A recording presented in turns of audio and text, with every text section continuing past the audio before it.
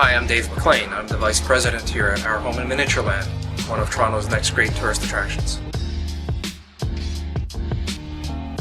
It's something that's been underway for about 4 years actually. My business partner and I, his name is Jean-Louis Brenninkmeyer, started this idea, or he started this idea, and 4 years ago started looking for people to help him out, fulfill his idea about creating a vast miniature world that would feature scenes of Canada. Hi, my name is David Demansky. I'm a designer here at Our Home in Miniatureland. What we do is basically take the design of the exhibits and take them from an urban planning perspective right down to the architectural design and then the fine-tuning of the architectural design. The basis of the project is a scale of 1 to 87, which is based off of the trains and all of the other products that can be bought in the hobby industry, such as the figures and the cars and other structures. So far we've done the City of Toronto and also featuring the City of Hamilton. The City of Toronto, you'll see familiar things such as the CN Tower, Rogers Centre, all the high-rise structures.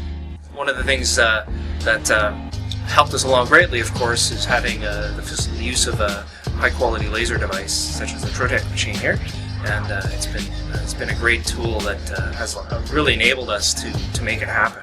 Without it, the city couldn't have looked as spectacular as it does. One of the key components that we realized when we started the project was that we needed a machine that would be able to quickly create all sorts of interesting designs in both wood and plastic. A laser engraver was the obvious choice. We did some research, did some market analysis, and decided that the Rotek machine was the right one for us.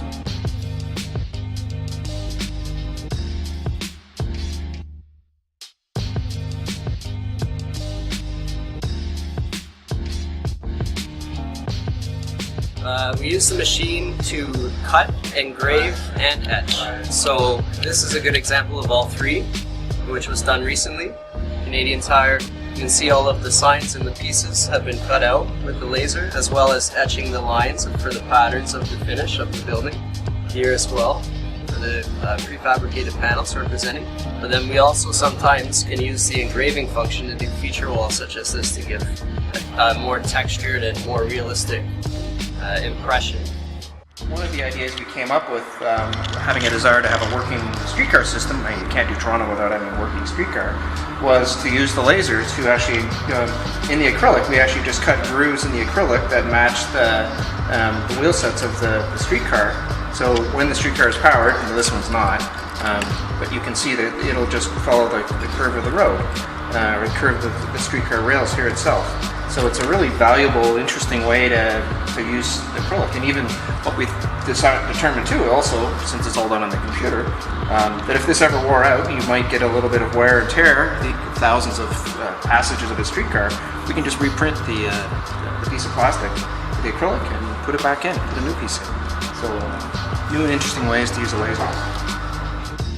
We think about what kind of materials we will make it out of, and what tools we could use in order to make it. And the Speedy 100, the Rotek laser cutter, is one of our biggest tools. I mean, now sometimes you might think of cutting with an X-Acto knife through plastics and things like that. It would take a very long time.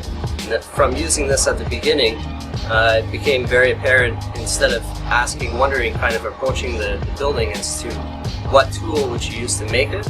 Now we approach it with how are we going to make it on the laser?